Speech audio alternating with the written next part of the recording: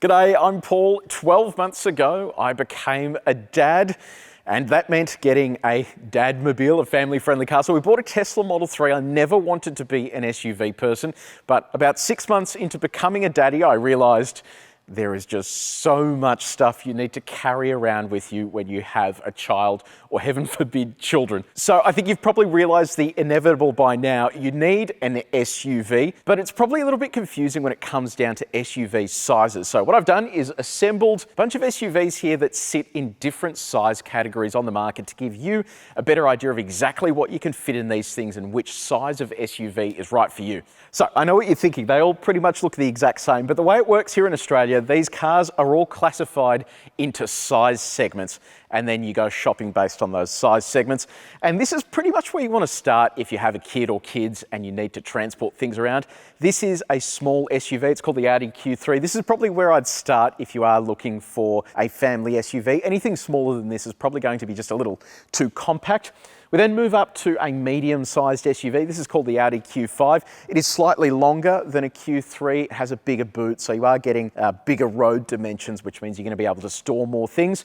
We then step up to the large segment, and this is at the lower end of the large segment. This is called the Audi e-tron. So again, this is longer than a Q5, has a bit more boot space, but it isn't quite supersized.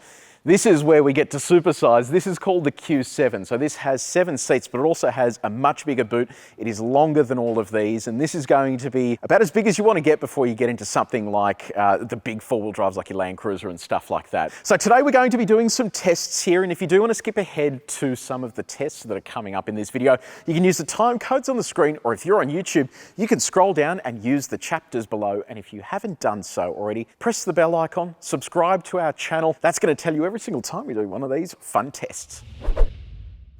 Now, before we start our testing, I wanted to explain why we're inside the laboratory. That is because it is raining, the weather is feral outside, and we needed to be somewhere warm and dry. But let's kick off with our testing.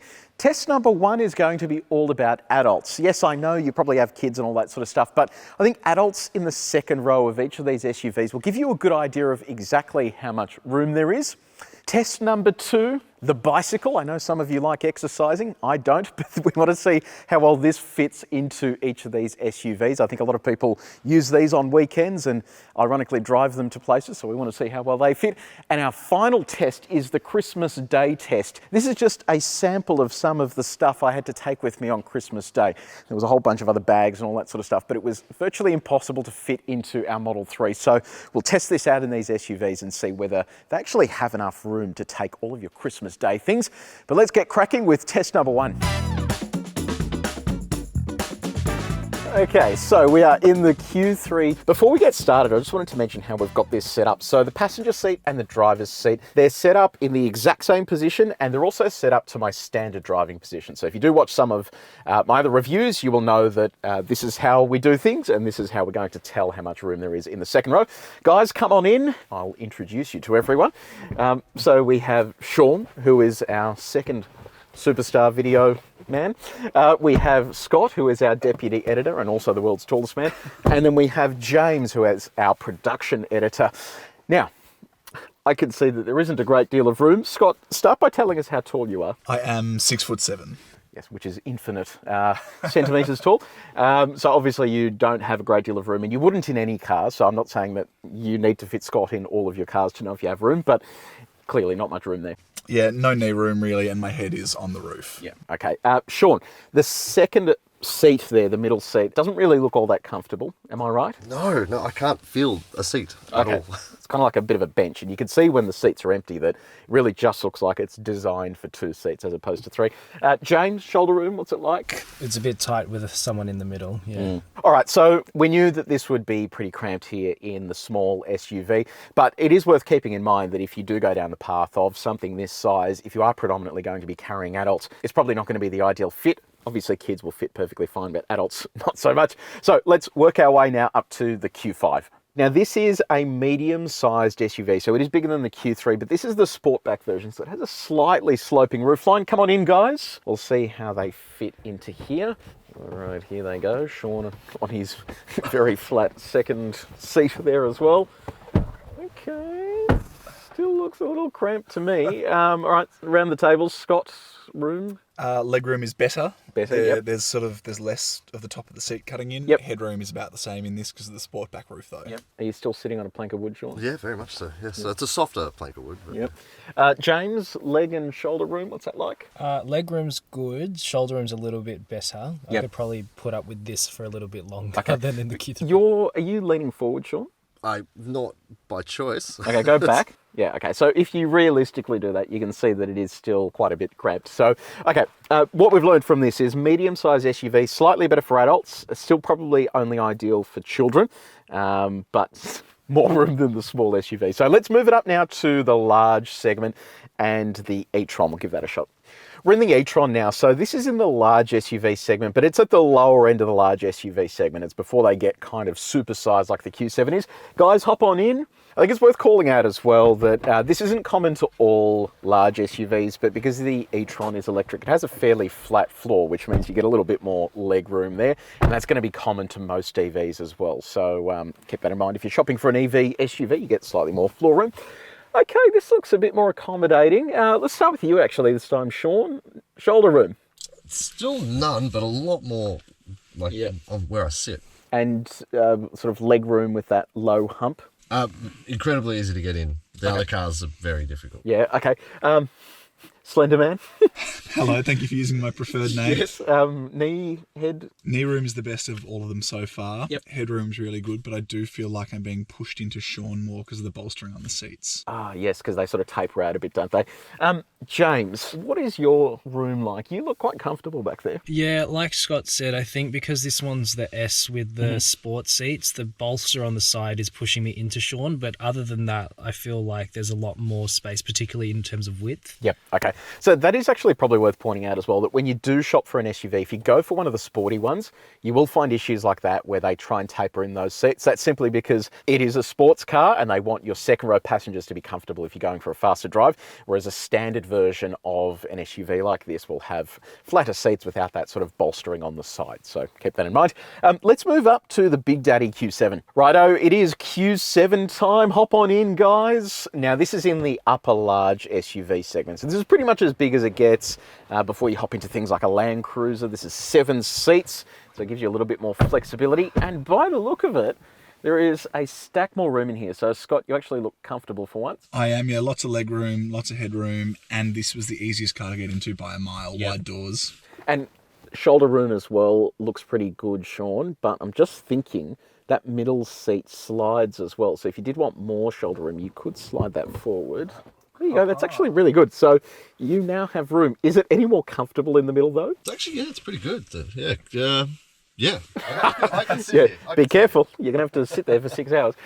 James, you look like you're relaxing. This is great. I can see for ages. Good.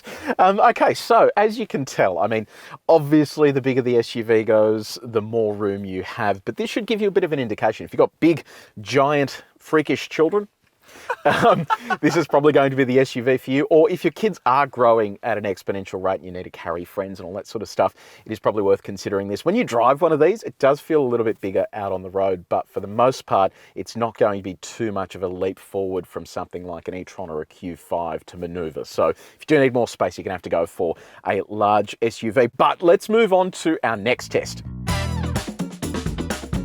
Now, it is time for test number 2. This is our bike test. So Igor, come into the frame. Now, Igor is the other faceless man behind the camera, the other video extraordinaire. Now, he has a very fancy bike. It's expensive, and I know some of you like riding bicycles for some reason, even though you have a car. And we want to see how the bike fits inside the car. Now, obviously with the bike in this sort of configuration, we can fit them in each car, but this test is going to focus on whether you can actually get a seat up and use part of that second row when you do have the bike in. So, Igor, do you want to take the wheel off that? And then what we're going to do is Igor's going to load it in with each one because I don't want to break his expensive bike. And we're going to see whether we can actually get those seats up. Okay, Igor, off you go. Try and get your bike in without that front wheel. Okay, cool. So that is inside now. So while that's in there, let's see if we can lift this up. No, so we can't. So you can see there that we're basically going to hit this gear thing when the seat goes up, which means you can't have an additional passenger in there in your small SUV. So let's move up to the Q5 and we'll see if we can actually get that seat up with the bike inside. Okay, so Q5, our medium SUV, we'll give this a shot. Igor, give it a crack. We'll see how this works. I'm hoping that this being a bigger SUV means we can actually lift that a little bit, and it looks like we're going to be in luck here. I think if I was to lift that up, look at that. So you can actually fit your bike plus have an additional passenger in there as well, and you've got enough clearance for the whole bike to be sitting in there. So good news, if you do need to carry a bicycle around for whatever reason, you can have a passenger in your second row as well with a medium-sized SUV. So large SUV, let's give this a shot. Just before you load that in, Igor, I will mention that because this is an EV, you get storage here beneath the floor, so you can have your click-clacky shoes and spare lycra just in case. Let's see if our bike fits in. Okay, all right, that is looking good. Okay, let's try our seat test here again. So I can't lift this center one because these things are in the way, but I can lift that very easily and easily fit an additional passenger in there, which is kind of what I expected. I wouldn't want this to be any less sort of spacious there in terms of size. So yes, tick for the large SUV, fitting a bicycle with one of the seats up. Finally, our big SUV, Igor, do the honours. I'm hoping with this we can actually get 2 seats up in the second row. We'll see how we go. So clearly there's a stack more room in there. Like, look at that, you can see all the way down that cabin. I'll just see if we can lift 2 seats. No, so see, these things are in the way again for lifting that centre, but the versatility here with the bigger car is that you can actually drop this out of the way, and in theory, I guess you could drop your forks into here if you needed to load those 2 seats up. You do have just a few more options there in terms of getting everything configured and into place, but at the very least, you can just lift one of your seats up so that you have more than enough room there to fit at least 1 passenger. So yeah, clearly big SUV has a whole lot of room, but it does show you that you can fit the bicycle in all of the SUVs, and then if you do want a passenger in the second row, you can at least get 1 seat up from a medium SUV onwards. Now, test number 3, this is our luggage test. I'm going to split this into 2 parts. Number 1 is going to be fitting the luggage in. Will our Christmas Day luggage actually fit into the boot? But then I've also set up the baby seat in the second row to give you an idea of how much room there is with an adult next to the baby seat, and also how much room you have on the passenger seat in the first row when you have a baby seat in place. So let's get started.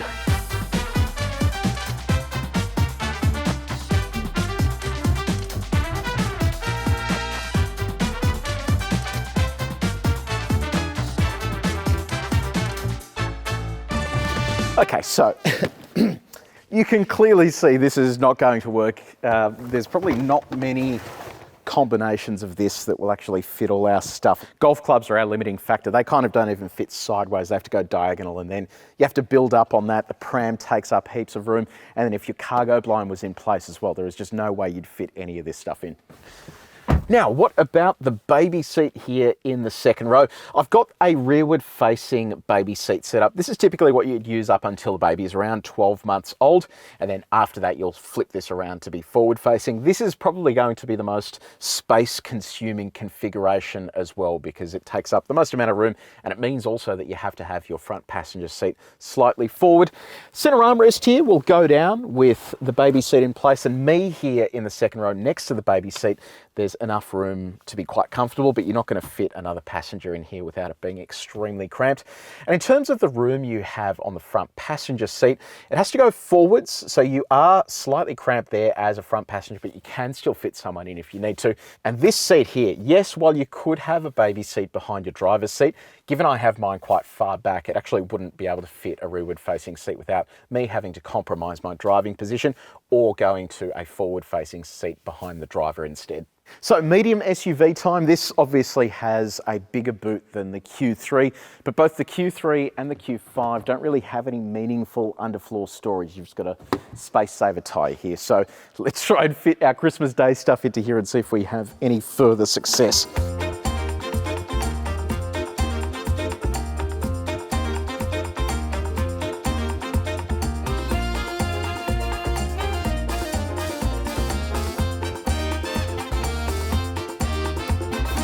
Okay, so it fits, but does the door close? I think that's about as sort of tightly packed as I can get there, especially with that suitcase. So let's try shutting that and see how we go.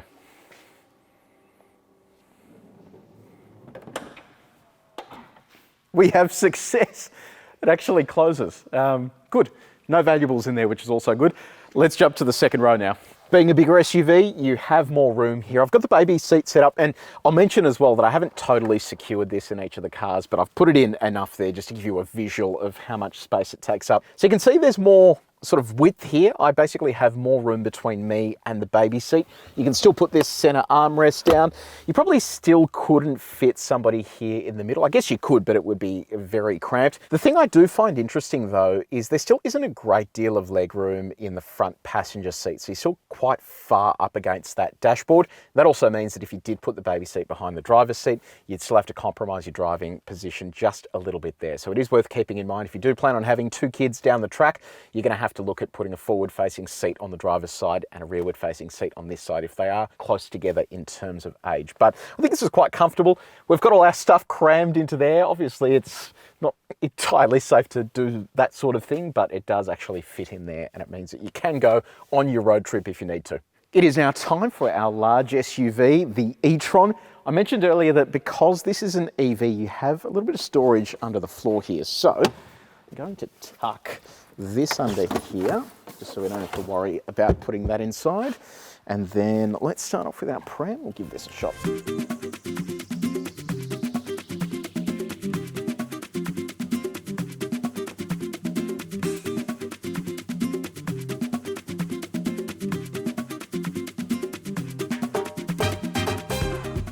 Look at that, that actually fits really nicely. But will the boot close? That is the question. Let's give that a shot. It's looking close. Bob's your uncle. Okay, second row of the e-tron. This is good because with the baby seat installed, I didn't have to move anything in here. So the front passenger seat was able to stay where it was when the guys hopped in, which also then means we could fit a rear-facing child seat behind the driver's seat in my regular driving position without it having to be moved forward or anything like that. There's also more room side to side here than the Q5, but it is worth keeping in mind those side bolsters that we mentioned earlier eat into space for your baby seat. So it's kind of tilted on a bit of an angle. So you really have to tighten that nicely to get that nice and secure. Center armrest goes down as we thought it would. So yeah, pretty impressive space here as you go to a large SUV, which is kind of what I guess you expected. But let's give the Q7 a try now. I'm getting the feeling that's going to be the easiest to fit all of our stuff in. So time to load the big boy Q7.